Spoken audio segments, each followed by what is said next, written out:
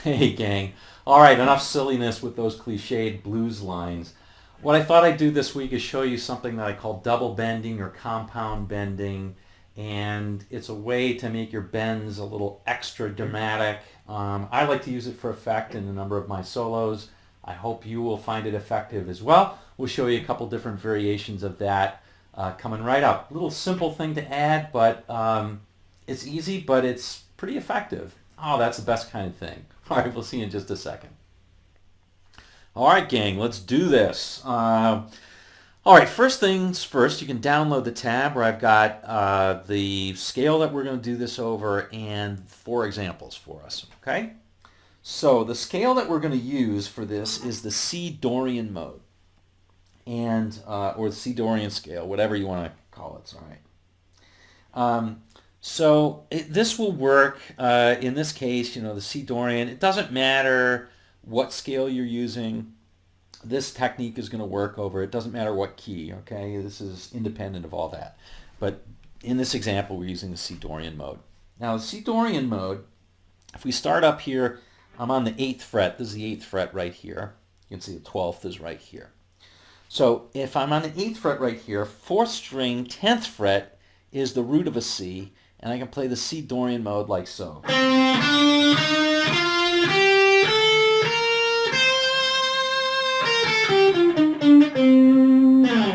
Okay, so that's the C Dorian mode. That's a sound of that mode.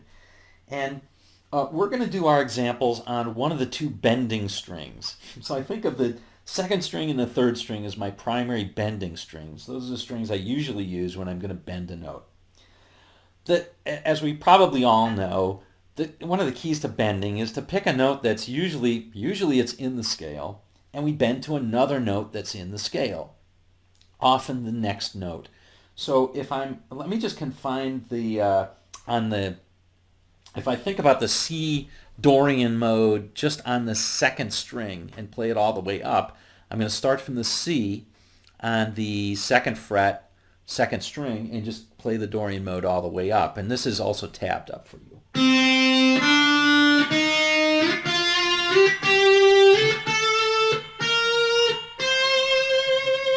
And of course I could continue that up. And I can't go any. All right, but I had to bend to get those last 2. All right, so if I just confine myself to the 2nd string, we'll find a few of these examples. The first example I'm going to do is based on the 13th fret, and from that I have the Dorian notes. So the first example is a whole step bend followed by a half step bend. All right. So basically, here's the technique. What it's going to sound like is this. All right. So in other words, I'm bending to a note. While I'm in the bend, I bend again to the next note, and then I come back to the original. All right? That's what's going on. So the first thing that you got to get on this one is we're going to bend from the 13th, which is a C, to the D on the 15th. And make sure you got that, okay? You can get that pretty clean. Now in this technique, what we're going to do is we're going to bend to it, hold it for a bit, and then bend again, just before it fades out. So because of that, you might want to have a decent amount of gain on it, or at least something that's going to help you sustain the note.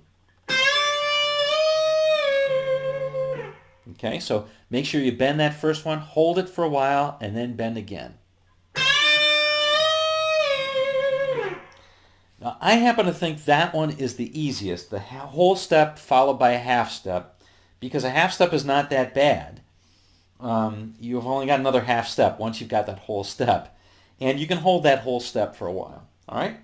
So practice that one, get that one down before you do the others. The second one is a half step followed by a whole step. I find this harder because you've got the easy bend first.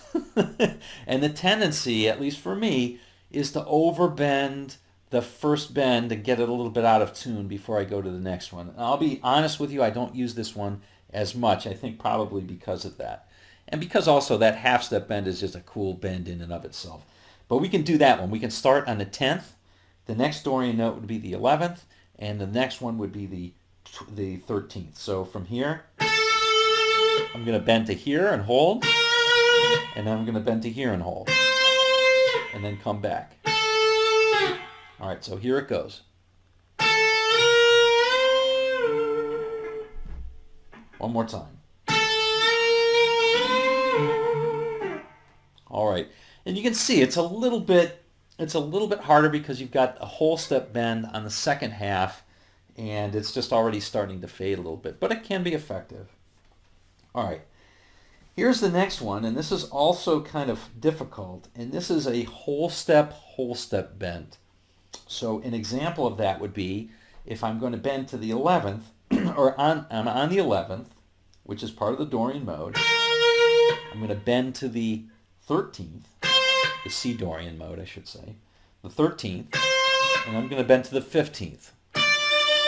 Okay, so that's kind of a toughie. It's this.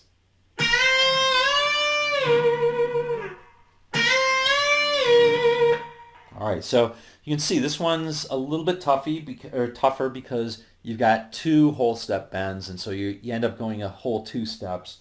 Got to be a little bit careful of that one. All right, but principle's exactly the same. All right, so all of those are great. I would suggest you practice those. You can use those liberally. I want to show you one more, and I'm going to call it the super bend. All right, in the super bend, it's really a cheat. You're going to bend one note, and before you really get the chance to bring it back, you're going to slide up along the same string and give another bend. All right, now it's helpful to map this out a little bit. So in the figure that I've got here, I'm going to start out on the 13th, and I'm going to start out with a whole step bend, so this. And then I'm going to slide all the way up to, let's say here, which is part of the Dorian mode. And I'm going to bend up to this. So I'm starting on the 13th, I'm bending to the 15th, and then I'm going to give the illusion of bending all the way, not to the 15th, 17th, 19th, but to the 20th, right? So I'm going to give the illusion of a 1, 2, 3.5 step bend. All right? So it's going to sound less impressive when you've got other stuff on, but when you're playing with a backing track or you're playing with a band, people are going to hear you sound like you have an amazing bend, right? So it sounds kind of like this. You don't even have to come down.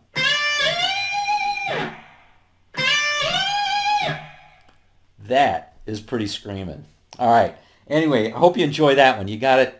For this one, you really have to map it out, understand where you're going, and get there fast and smooth. Otherwise, it doesn't work. All right? All right. That's it. Hope you have fun with this one. There you have it, gang. Compound bending, double bending, whatever you want to call it. An effective technique to use. Not too difficult, right? So that's a double whammy. That's a double threat. Love it. All right. Till next time, we'll see you on down the road.